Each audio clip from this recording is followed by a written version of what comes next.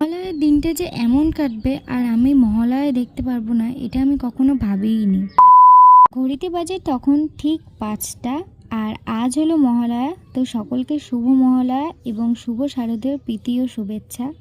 জানালা খুলেই দেখি এত সুন্দর ওয়েদার। তখনও আমি জানতাম না যে আমার সাথে এরকম কিছু ঘটবে, মানে আমি এই বছর মহালয়ায় দেখতে পারবো না। আমি তো উঠেছিলামই, সাথে ভাইকেও এখানে ডেকে নিয়েছিলাম, কিন্তু ওই যে ভাগ্য সাথ না দিলে যা হয়। এত মনটা খারাপ হয়ে গিয়েছিল, মানে মনের ভিতরটা এমন হচ্ছিল বলে বোঝানোর মতো না। এবার ভাবছো তো কি এমন হয়েছিল?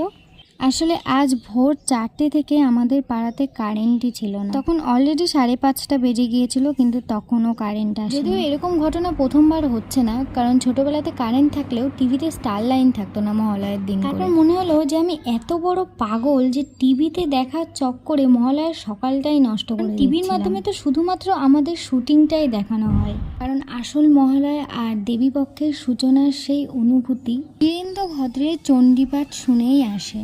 চণ্ডীপাঠ শোনার পর আমার এত ভালো লাগছিল, মনটা একদম ভালো হয়ে গিয়েছিল। তারপর বাইরে এসে শুনলাম চারিদিকে ভোর থেকেই সেই চণ্ডীপাঠ বাজছিল বক্সে, এত ভালো লাগছিল। 6:30 নাগাদ কারেন্টও চলে এসেছিল, আর আমি শেষ সিনটাই দেখছিলাম। সত্যি বলতে প্রথম দিকে মন খারাপ হলেও পরে সেই চণ্ডীপাঠ শুনে কিন্তু মনটা আমার একদম ভালো হয়ে গিয়েছিল। আচ্ছা, কারা কারা স্টার জলসার মহালয়া দেখলে আর কারা কারা জি বাংলার মহালয়া দেখলে অবশ্যই কিন্তু কমেন্ট করে জানিও।